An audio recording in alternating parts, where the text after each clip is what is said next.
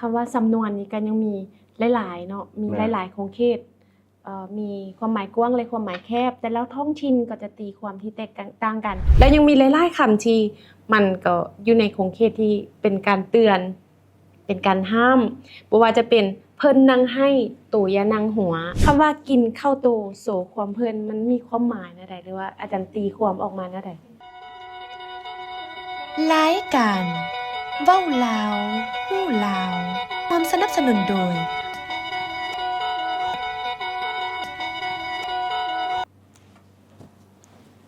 สบายดีท่านผู้ชม สบายดี ขอต้อนรับบรรดาทานเข้าสู่รายการเว้าลาวฮู้ลาวกับข้าพเจ้าสุภัสสราสิงห์ทองมื้อนี้มีแขกรับเชิญสุดพิเศษ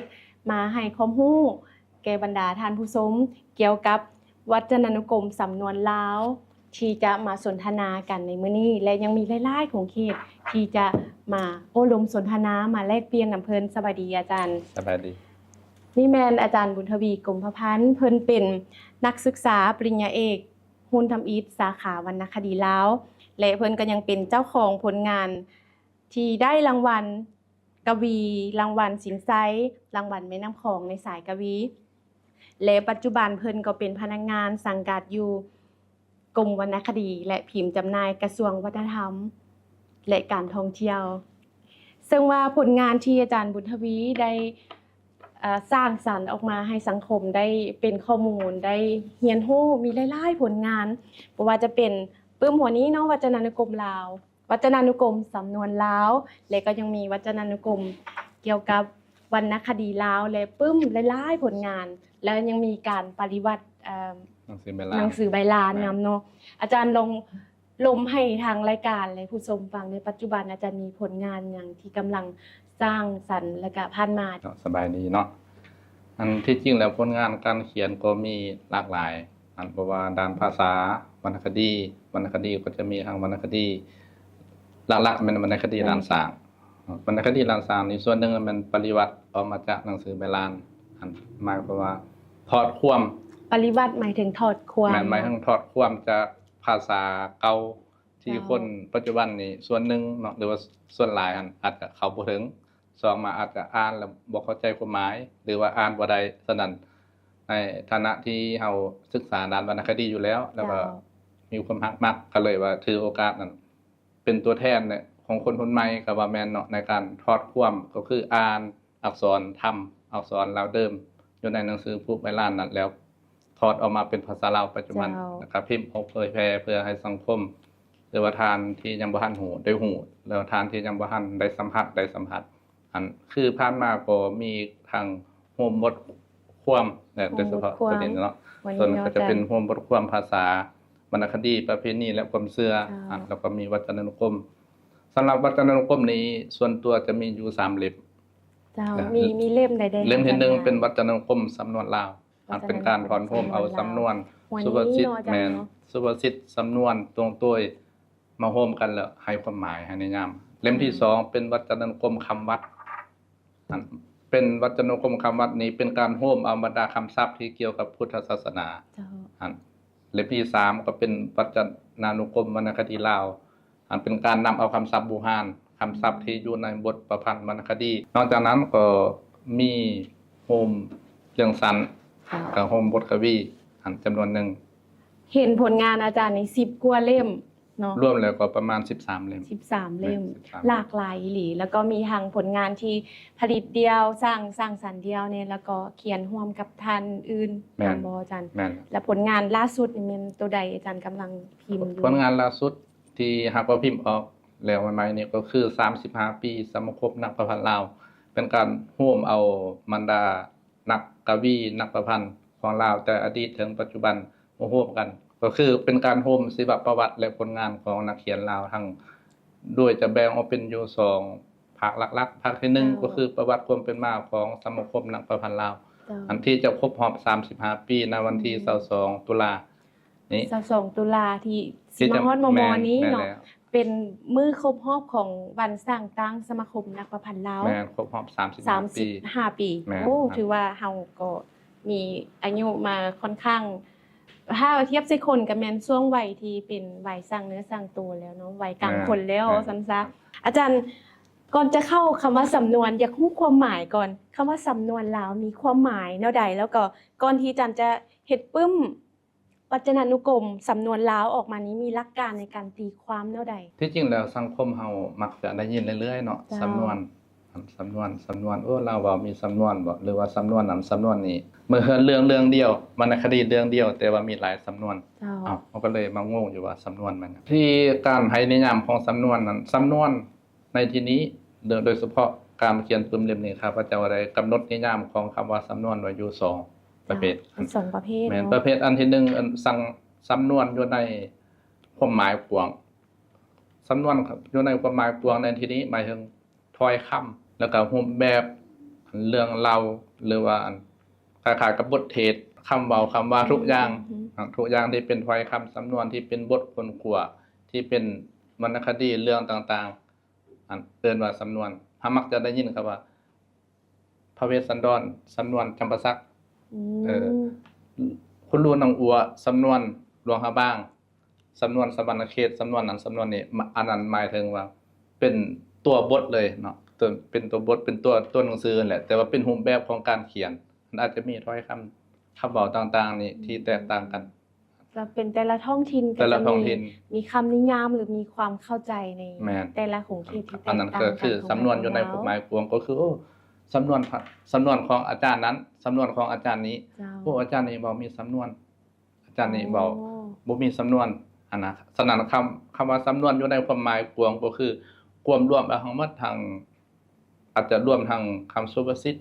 คำตรงโต้ยคำพญาอันต่างๆ เจ้า เรียนว่าสำนวนอยู่ในความหมายกว้างเนาะวันนี้สำนวนอยู่ในความหมายแคบสำนวนอยู่ในความหมายแคบนี้หมายถึงข้อความถ้อยค อือฮึ ำอันใดหนึ่งที่เกิดขึ้นอยู่ในวิถีชีวิตของคนเฮานี่แหละในการดำรงชีวิต แล้วมันจะเป็นข้อความที่สั้นๆอาจจะเป็นการสมเทียบเปรียบเปรยใส่สิ่งใดสิ่งหนึ่งนะส่วนหลายหลักๆของสำนวนนี้มักจะมีการเปรียบเทียบนกสองหัว ตัวอย่างคำว่านกสองหัว แม่นคล้ายๆ มีอะไรอีกตึมอาจารย์ลองตัวอย่าง นกสองหัวกระต่ายหมายจันทร์ แม่นแล้วได้ยิน แล้วก็ เรื่อยๆเนาะ มาเฮาเครื่องบินบ่สำนวนใหม่ แต่ว่าสำนวนนี้มันจะมีการพัฒนามาเรื่อยๆอันแต่ละยุคแต่ละสมัยก็มีสังคมมันนี่แหละเป็นการสร้างขึ้น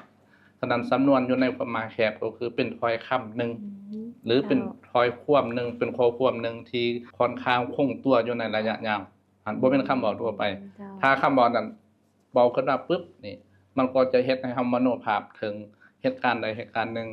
เรื่องใดเรื่องหนึ่ง ฉะนั้นแล้วคำว่าสำนวนนี้ก็ยังมีหลายๆเนาะมี แม่ หลายๆของเขตมีความหมายกว้างและความหมายแคบ แต่แล้วท้องถิ่นก็จะตีความที่แตกต่างกัน อันนี้ว่าเรื่องความหมายบัดนี้สำหรับปึ้มหัวนี้เด้อาจารย์ใส่เอิ้นว่ามีหลักการแนวใดในการตีความ เพราะว่า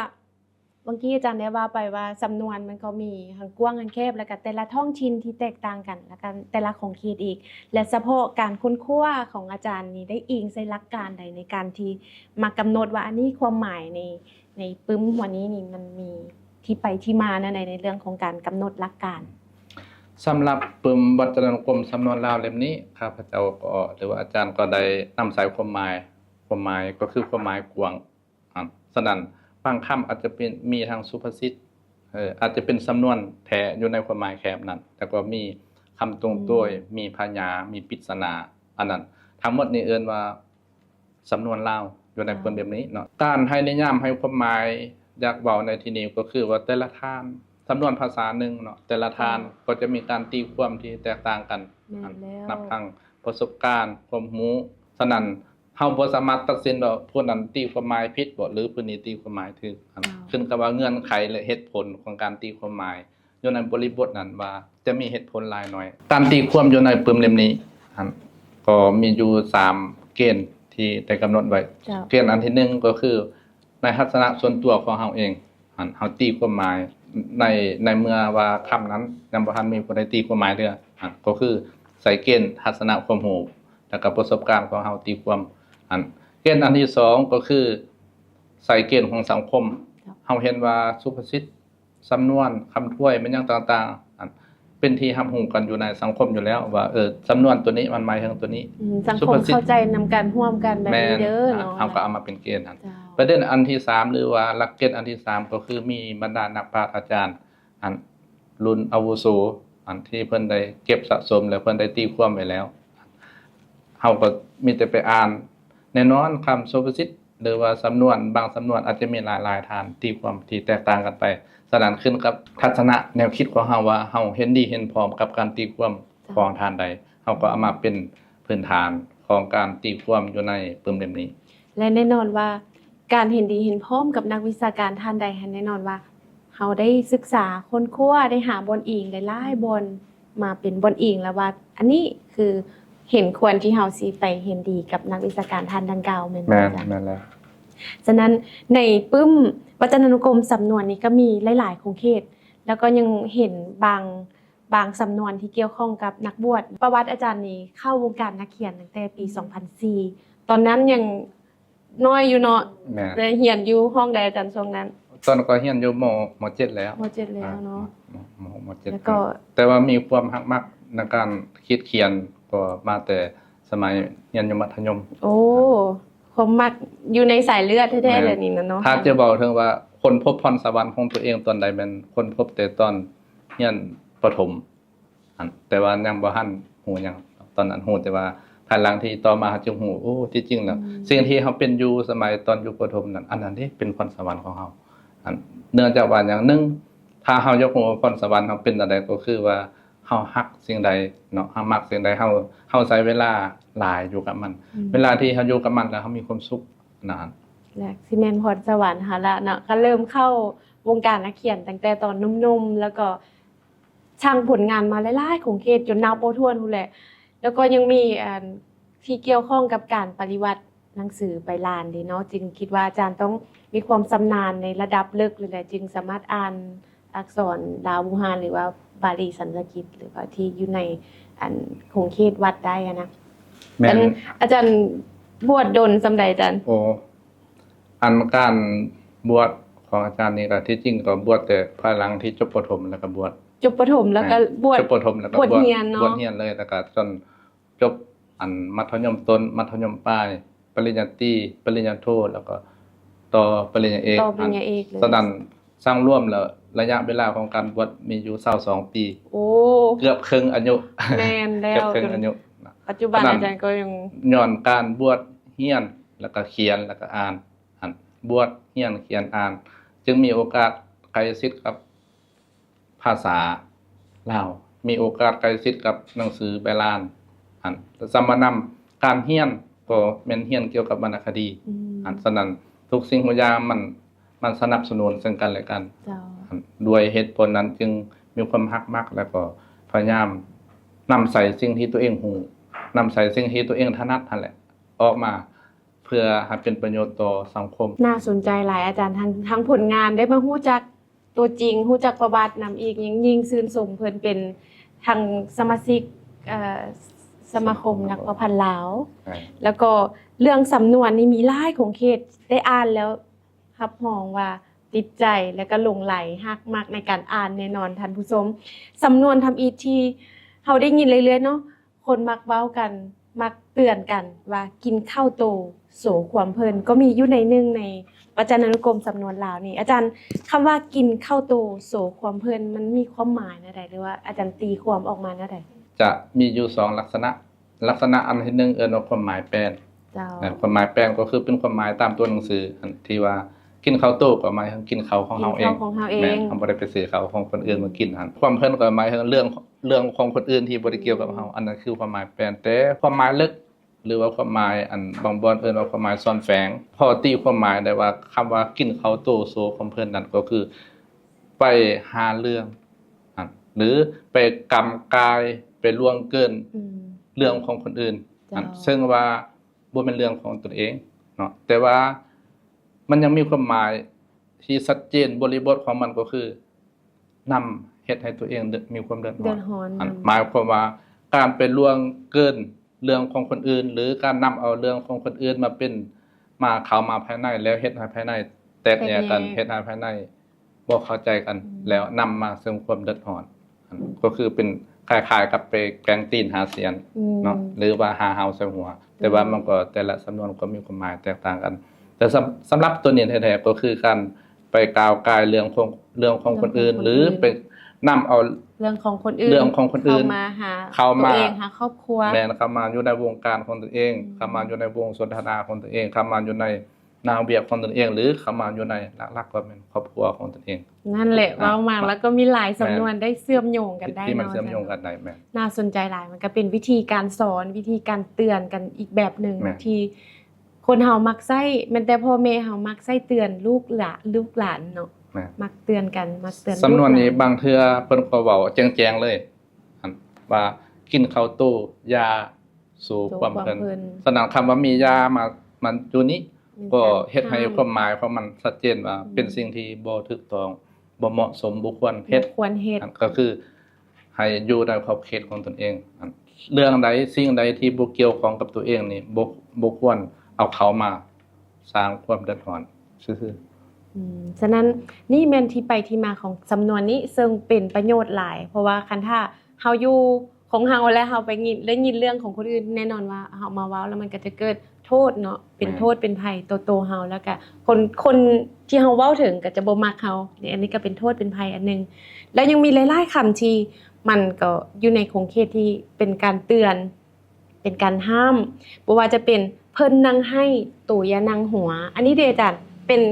สำนวนหนึ่งที่ได้ยินแล้วรู้สึกมักรู้สึกว่ามันก็มีความหมายทางแฝงอยากสอนคนให้ระมัดระวังให้มีสติในการเว้าในการวางตัวในการประพฤติในความหมายแท้ๆมันเป็นแนวใดอาจารย์ ที่จริงแล้วตัวนี้เป็นสำนวนเก่าโบราณได้ เนาะ แม่นอยู่หนังสือโบราณหลายๆฉบับนี่มักจะ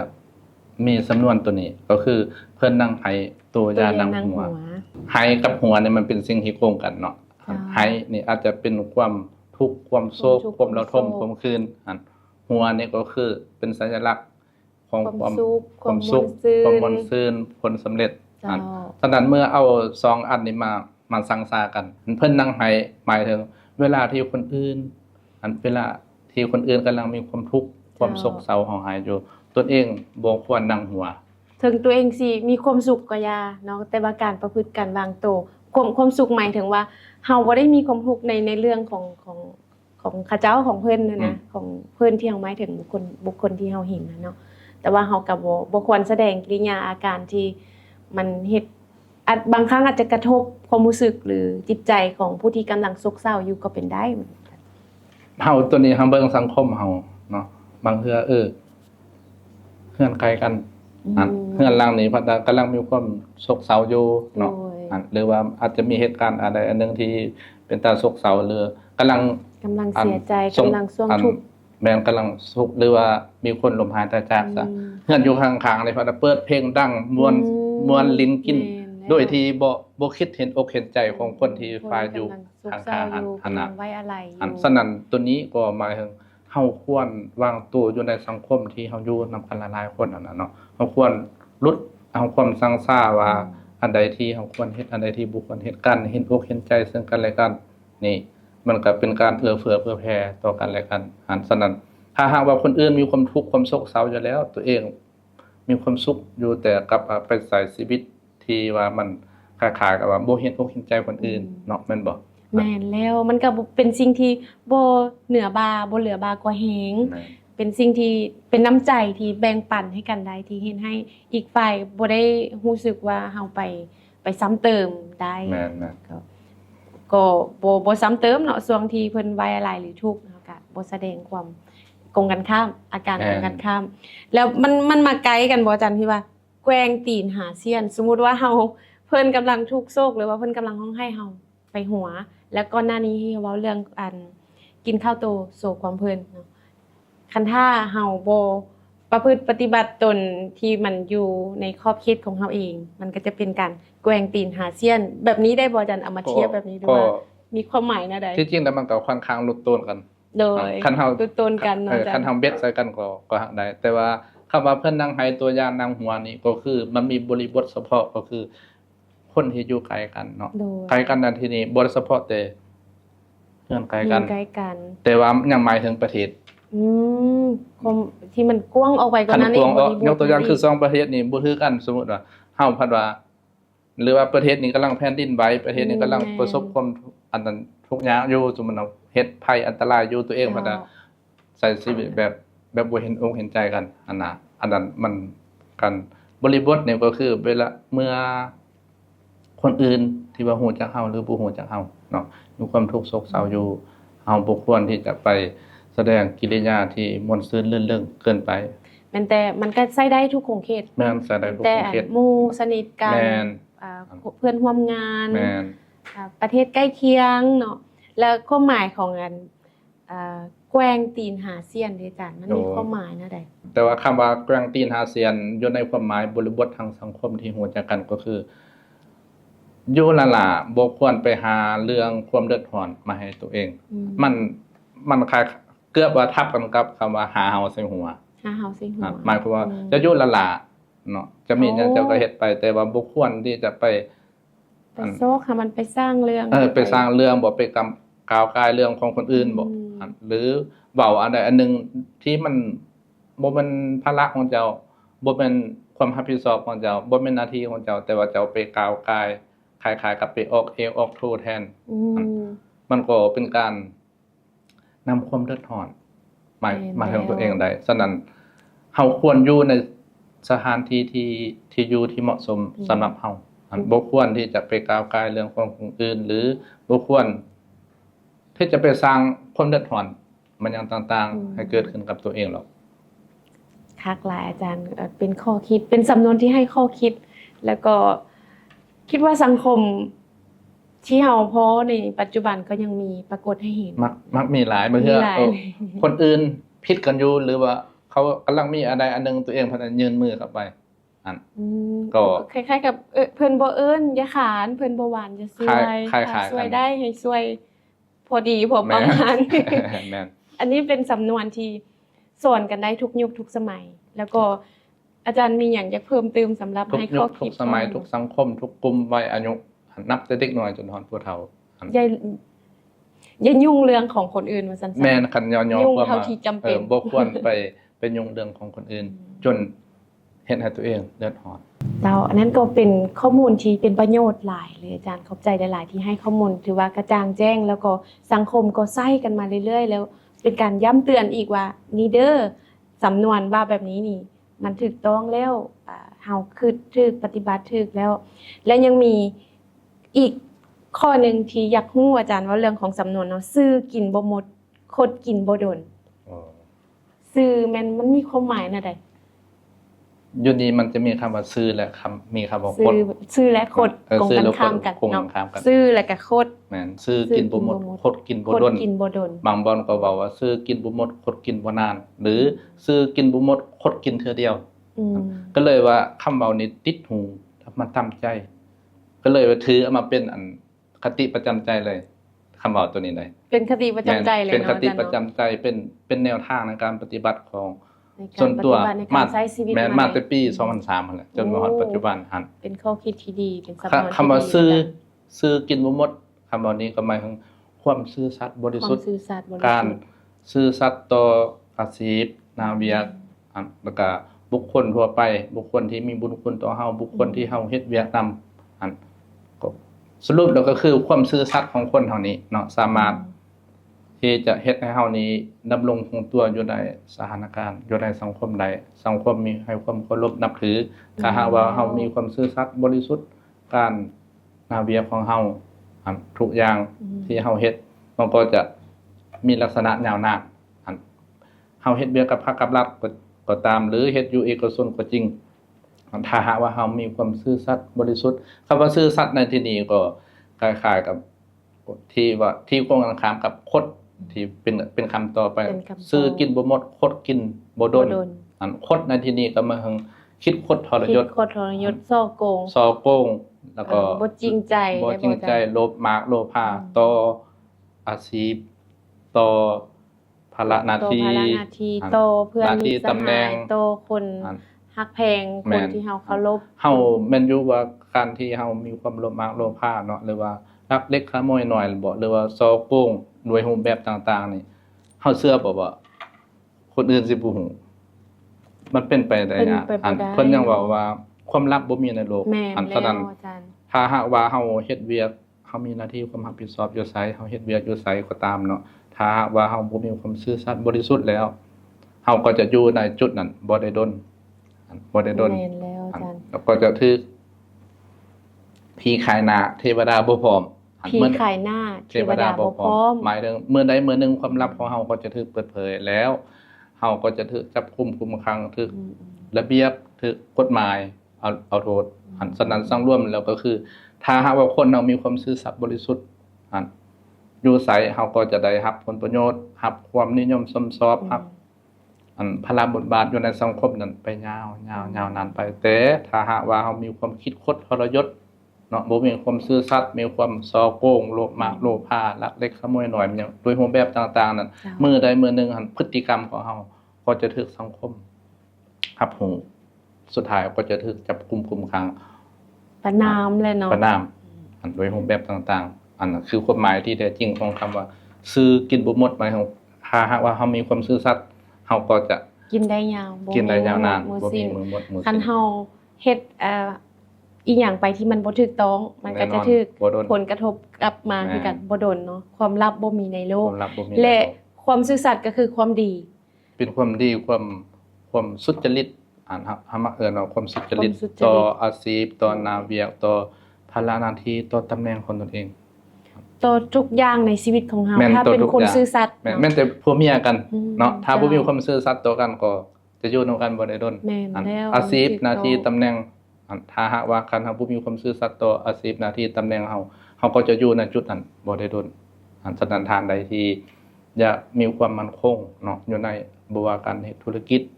หรือว่าการเฮ็ดเวียกนำพักนำรัฐการเฮ็ดอยู่หลายๆอยู่ไสก็ตามแต่อัน เจ้า ถ้าอยากมีความเจริญงอกงามในชีวิตส่วนตัวชีวิตครอบครัวชีวิตการงานความซื่อสัตย์นี่เป็นพื้นฐานเป็นขั้นใดก้าวขึ้นสู่ความสำเร็จแต่เทื่อละขั้น อยู่ใส่ก็อยู่ง่าย แม่ อยู่ใส่ไผก็ฮัก แม่ เฮ็ดหยังก็ประสบผลสำเร็จยังมีหลายๆคำบรรดาท่านผู้ชมที่อยากเอามาโอ้ลมสนทนามาเจาะจิ้มเอาความรู้จากอาจารย์บุญทวีกรมพันธ์เพิ่นมีความรู้มีคลังเอิ้นว่าคลังความรู้ผู้หนึงเลย แต่ว่ารายการของเฮาเวลาใกล้จะหมดลงแล้ว และอาจารย์ฝากข้อคิดบางอย่างแก่วัยหนุ่มในสังคมปัจจุบันนี้ว่า จะควรใช้ชีวิตแนวใดหรือว่าอาจารย์มีหยังอยากฝากโอ้ลมสนทนาต่อได้อาจารย์ อันที่จริงแล้วเฮาก็เฮ็ดว่าบ้านเมืองเฮาก็มีการพัฒนาไปเนาะแต่ละยุคแต่ละสมัย